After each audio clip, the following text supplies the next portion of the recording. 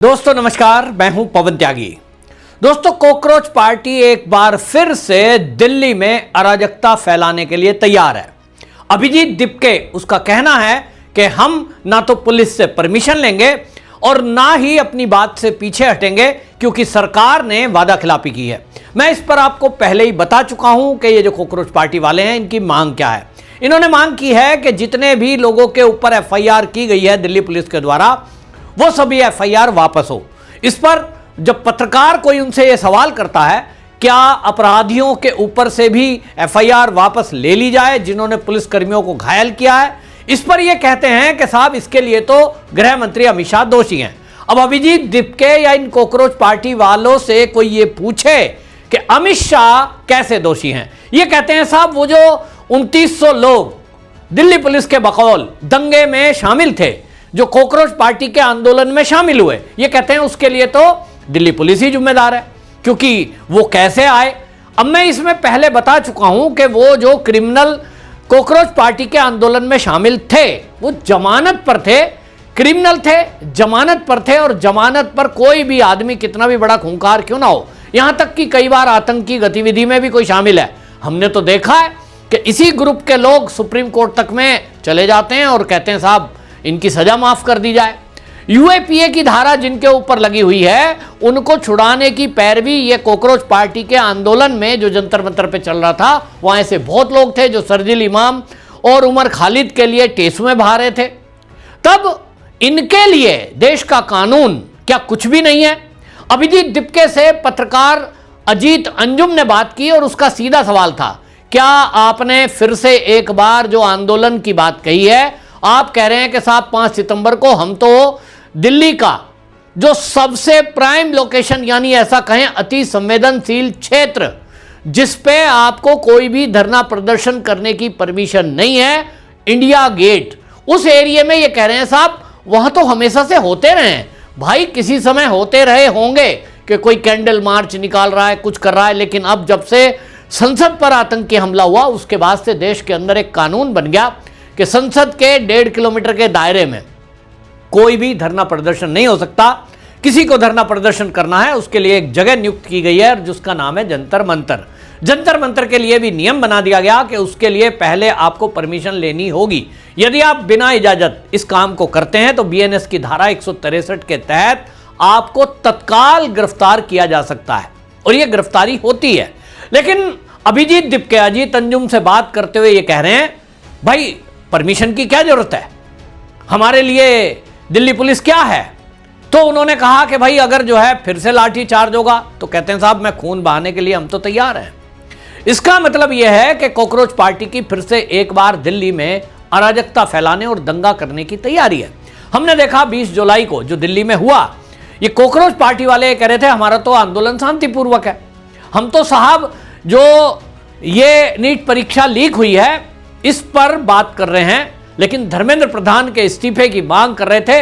और प्लानिंग क्या थी वो मैं नहीं कह रहा, ये अरविंद केजरीवाल के शब्द हैं जिसको मैं कई बार बता चुका हूं। ऑन कैमरा अरविंद केजरीवाल ने कहा कि ये जो छात्रों का आंदोलन था ये केवल धर्मेंद्र प्रधान के इस्तीफे कराने के लिए नहीं था, ये तो मोदी को ठोकने के लिए था। अब मुझे आप ही बताइए, ये ठोकना कि फला आदमी को ठोकने के लिए हम ये काम कर रहे हैं, ये ठोकना किसको कहते हैं? भाई अगर देसी भाषा में हम सुनते थे मार पिटाई करना, और बदमाशों की भाषा में कहें ठोकने को हत्या करना, गोली मार देना।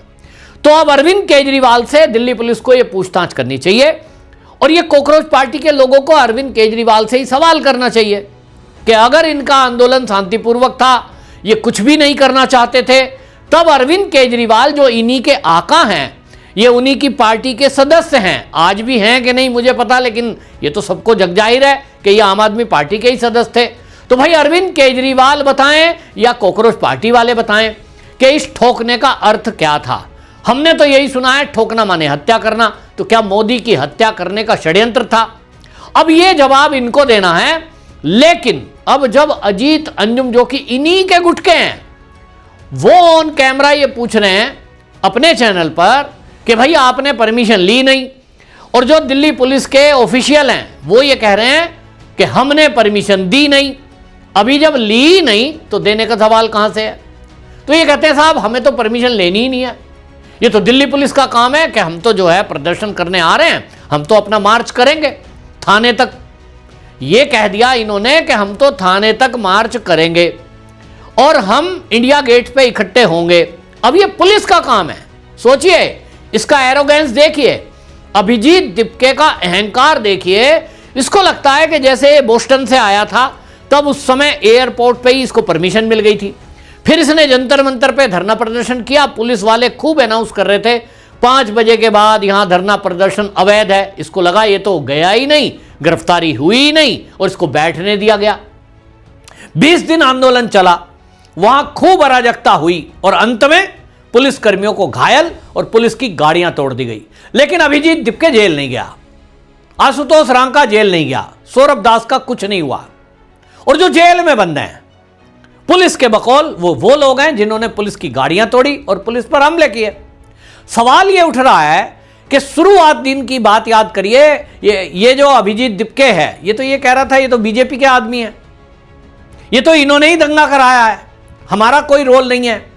जब वो बीजेपी के आदमी हैं तो उनको जेल में सड़ने दीजिए, जेल में पड़ा रहना दीजिए। उनके लिए आंदोलन क्यों करना, प्रदर्शन क्यों करना? कोई पत्रकार इनसे पूछता नहीं, मुझे तो पूछने जाने देते नहीं।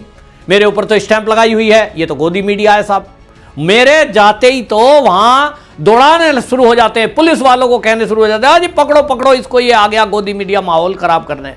नहीं तो अभिजीत दिपके को मैं पूछूं ऑनलाइन कभी मुझे मिल जाए तो भाई मैं तो पूछूंगा कि आप ये बताइए, आप तो कह रहे थे ये बीजेपी के आदमी है और बीजेपी के आदमी है तो आप क्यों परेशान, केजरीवाल क्यों परेशान? मैंने खुद अपनी आंखों से देखा संसद मार्ग थाने पे केजरीवाल को, साहब ये पकड़ रखे हैं आपने, छात्र पकड़ लिए हैं। भाई छात्रों के वेश में, छात्रों के पर्दे के पीछे, आप मोखटे के पीछे छुपने की कोशिश ना करो, वो अपराधी हैं। और सुनिए मेरी बात, मैं पहले भी कह चुका हूं, मान लीजिए कोई कॉलेज गोइंग स्टूडेंट है, वो अभी तक कहीं पढ़ रहा है, आज तक उसका कोई अपराध का इतिहास नहीं है, लेकिन वो दिल्ली पुलिस में यहां आकर दिल्ली में धरने प्रदर्शन में दिल्ली पुलिस वालों की गाड़ी तोड़ दी या पुलिस वालों को उसने पत्थर मार दिया, पुलिस वालों की पिटाई कर दी, घायल कर दिया।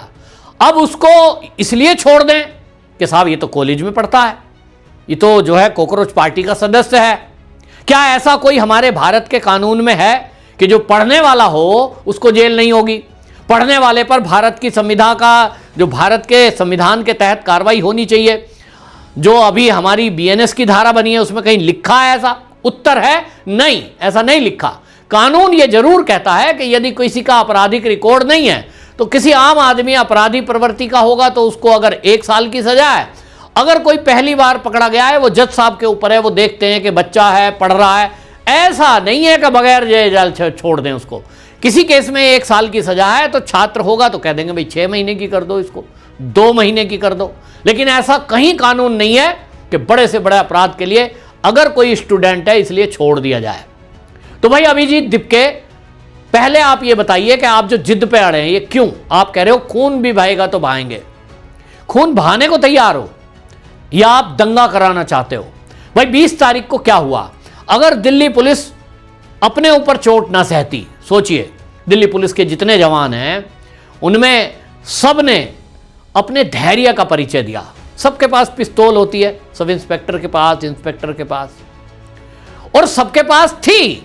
उसके बाद भी अगर पिटने के बाद, पत्थर खाने के बाद उन्होंने अपनी पिस्तौल से गोली नहीं चलाई तो उसके लिए दिल्ली पुलिस का धन्यवाद देना चाहिए, उनके धैर्य को धन्यवाद देना चाहिए। ये जो राहुल गांधी समेत पूरी विपक्षी पार्टी और कॉकरोच पार्टी वाले बार बार pellet gun pellet gun pellet gun की बात कर रहे हैं, मैं तो कह रहा हूं पैलेट गन चली, लेकिन भाई संसद में जबरन घुसने को लेकर सीधा सीधा कानून है, सीधी गोली मारी जाए। अगर कोई जबरन संसद में घुसने को तैयार है, हमारे देश का कानून बनाया है यूएपीए की धाराओं में, उसको गिरफ्तार करो, देशद्रोह की धारा लगेगी, और अगर कोई जबरन घुसने की कोशिश करे सीधा गोली मारो। मैं कितनी बार बता चुका हूं कि संसद में घुसने को, ये जो जंतर मंतर के प्रदर्शनकारी थे जबरन संसद में घुसने को तैयार थे, पूरी कोशिश थी, अगर पुलिस बैरिकेड्स ना लगाती तो ये संसद में ही घुसते। तो भाई फिर वहां सीधी गोली चलती। पैलेट चली इसलिए क्योंकि पैलेट तो एक छर्रा होता है। आप कहो जी 400 छर्रे एक लड़के का लगे हैं।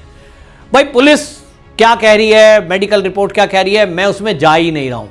मैं तो कह रहा हूं पैलेट चली ना, बुलेट नहीं चली।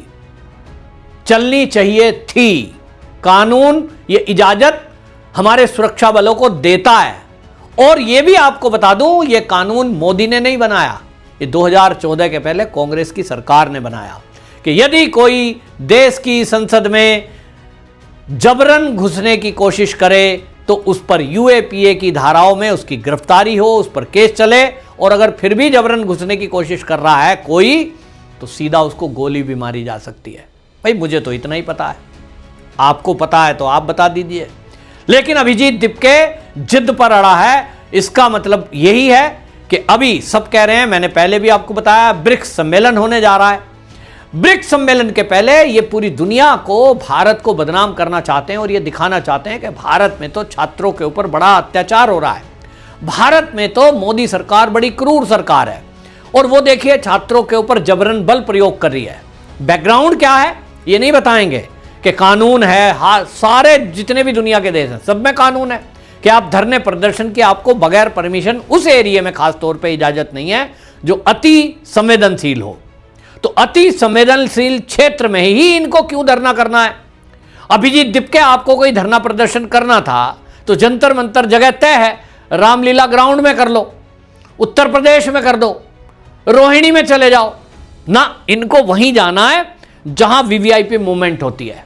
तो एक बहुत बड़ा षड्यंत्र है, और इस षड्यंत्र को अब दिल्ली पुलिस कैसे निपटेगी ये देखना होगा। और ये एक तरह से एक बार फिर से परीक्षा आई है, क्योंकि ये तो तैयार बैठे हैं, इनको तो गोली चलवानी है, और ये कोशिश आज से नहीं है। पूरी देश की विपक्षी पार्टी ये सब की सब कोशिश में है। किसान आंदोलन में इन्होंने कोशिश की, सीएए के दौरान इन्होंने कोशिश की, फिर कभी ये कोई मुद्दा लाते हैं, कभी कोई मुद्दा लाते हैं, और अब ये कॉकरोचों को आगे कर दिया है। यही विपक्षी पार्टी का एक चेहरा है। अब इन पर पूरे देश की क्या बात है वो मैं केवल इस वीडियो में बता रहा हूं। पूरा देश ये कह रहा है कि इनको पहले गिरफ्तार करो, क्योंकि ये खुला चैलेंज दे रहे हैं, खुलकर के अगर अराजकता पैदा करने के लिए बोल रहे हैं तो इन सबको गिरफ्तार कर दो। यूएपीए की इनमें धारा लगाओ, क्योंकि संसद के अंदर जबरन घुसने का यदि अपराध यूएपीए की धारा में है तो इनको छूट क्यों, ये पूरा देश जानना चाहता है। आपकी इस पर क्या राय, कमेंट जरूर करिए, वीडियो शेयर करिए। वंदे मातरम।